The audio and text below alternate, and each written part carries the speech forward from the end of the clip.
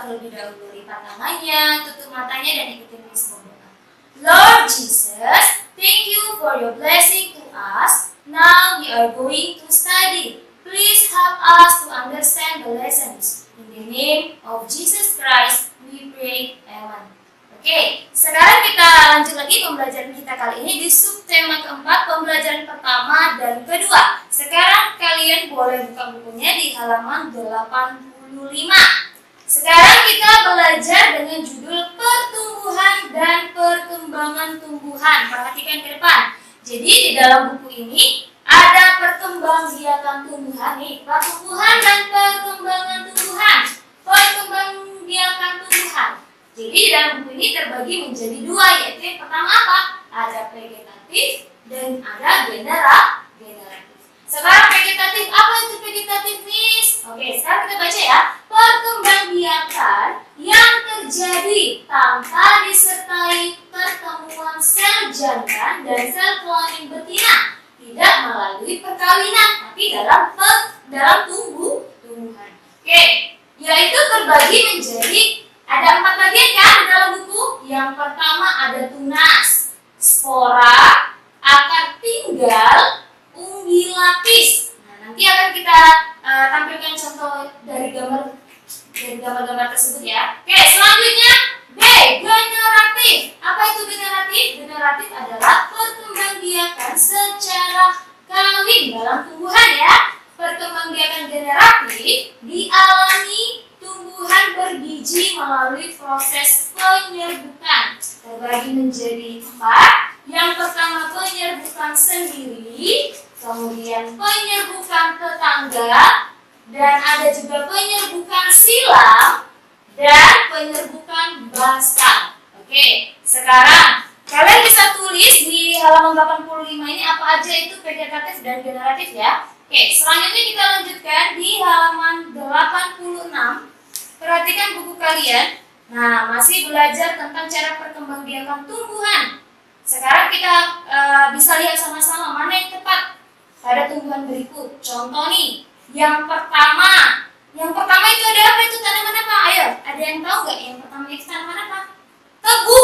Tahu tebu ya rasanya? Manis. Kira-kira itu biji atau tunas? Tapi sebelumnya Miss kasih lihat gambar dulu terlebih dahulu ke depan. Perhatikan.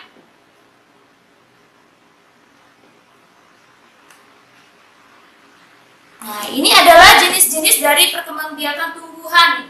Ini ada gambar apa nih? Ini adalah gambar lengkuas. Tahu lengkuas? Kalau mama suka masak di rumah, di dapur, itu pasti ada bumbu ini. Namanya adalah lengkuas. Ya. Kemudian lengkuas ini menggunakan akar apa? Ini adalah akar tinggal. Jadi, jangan tidak tahu lagi ya, ini adalah akar tinggal. Kemudian contoh yang kedua.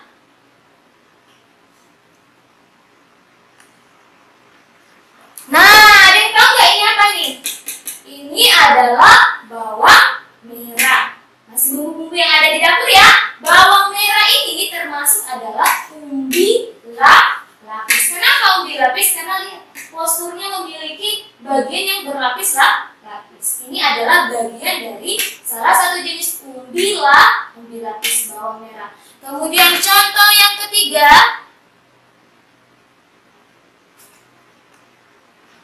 Nah, tahu nggak ini tanaman apa?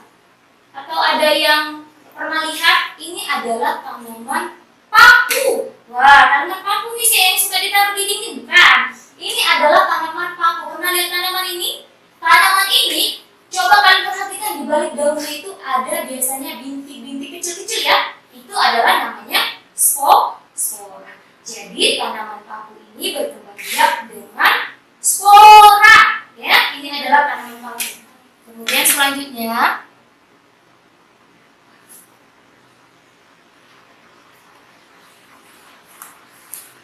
nah selanjutnya ini ada apa ini? Ini ada bambu. Tahu nggak ini bambu? Benar ya, bambu ya? Ya, ini adalah bambu muda yang masih kecil. Ini adalah namanya tunas. Kalau ada bambu yang besar terus ada anaknya di bawah, itu namanya tunas. Oke, ini adalah contoh tunas. Nah, selanjutnya perhatikan lagi di halaman 86 teman-teman di buku kalian itu. Oke, kita lanjut lagi ya. Kembali lagi di gambar pertama tadi ada gambar tebu. Tebu itu kira-kira perkembangbiakannya dari biji, tahu biji ya? Dari biji atau tunas? Ini dari tunas. Yang kedua, perhatikan. Yang kedua itu ada tumbuhan apa? Tanaman apa itu? Itu adalah tanaman apa? Pepaya. Pepaya dengan biji atau tunas. Ingat tunas seperti itu. Contoh lain ada lagi ya. Nah, apa? Pepaya dengan biji. Yang ketiga ada pisang. Pohon pisang ya. Pisang. Kalau kalian pernah tanam pohon pisang, mereka saat menanamnya dengan biji atau dengan tunas? Dengan tunas. Karena pisang atau pohon pisang juga merupakan dari salah satu tumbuhan yang bertunas. Ya, paham ya? Yang keempat, itu ada apa tuh? Wah, siapa yang suka itu? Itu ada durian. Durian dengan biji atau tunas? Dengan biji. Oke, sampai sini ya. Kemudian perhatikan lagi di aktivitas ketiga yang bawah. Pasangkan nama-nama tumbuhan berikut dengan cara perkembangbiakannya. Tadi Miss sudah kasih macam-macam contoh dari perkembangbiakan tumbuhan. Ada tadi umbi lapis, terus ada akar tinggal, ada tunas. Kemudian sekarang tugas kalian adalah cocokkan atau pasangkan. Contoh nih, nomor 1, pisang. Tadi itu menggunakan biji, akar tinggal, tunas, spora atau umbi. Apa perkembangbiakannya? Dengan tunas. Kalian tarik garis, oke? Dan kalian juga mencari bagaimana lengkuas, lumut, cocor bebek, bawang, cabai, dan tomat. Oke. Selanjutnya perhatikan di halaman 87. Nah, itu ada gambar-gambar apa ya? Itu ada gambar sebuah karya. Karya yang ada diberikan apa tuh? Tempelan biji-bijian. Tahu nggak? Ini adalah dari gambar mozaik. Mozaik tujuannya untuk apa tadi? Sama seperti yang kemarin, tujuannya adalah untuk menghias. Sekarang perhatikan, kalau kita lihat dari gambar ini, sekarang kita coba menuliskan bagaimana langkah-langkah pembuatan dari mozaik gambar tersebut. Itu ada gambar apa tuh kira-kira? Ada gambar pohon atau bunga matahari, ada bunga, ada tangkainya, juga ada daun. Contoh, yang pertama, siapkan alat dan bahan. Yang kedua apa kira-kira? Yang kedua adalah gambarlah pola bunga matahari. Jadi kita setelah menyiapkan bahan, alat, kita gambar. Sudah siapkan pensil, penghapus, dan biji-bijian. Kita gambar pola atau gambar dari pohon atau bunga matahari tersebut. Kemudian yang ketiga, lem bagian yang akan ditempel. Misalnya yang akan ditempel pertama adalah kelopak bunganya, yang di pinggir-pinggir ini ya.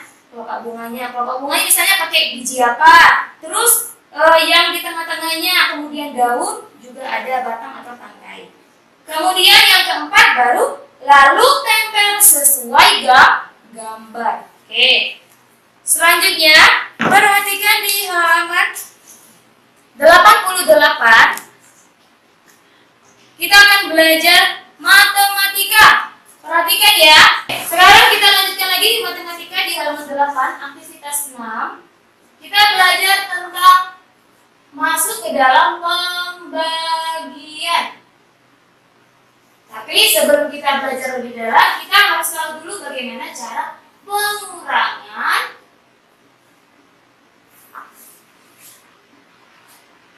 berulang. Oke, kita ambil satu contoh ya. Contoh yang pertama. Nih, perhatikan. Contoh.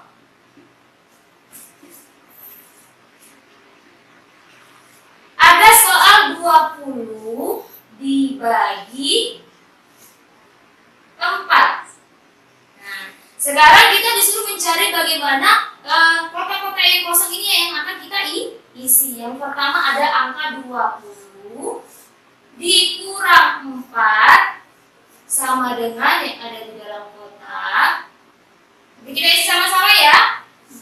Koma, kotak lagi, dikurang 4 sama sama dengan kotak lagi, koma, kemudian kotak lagi,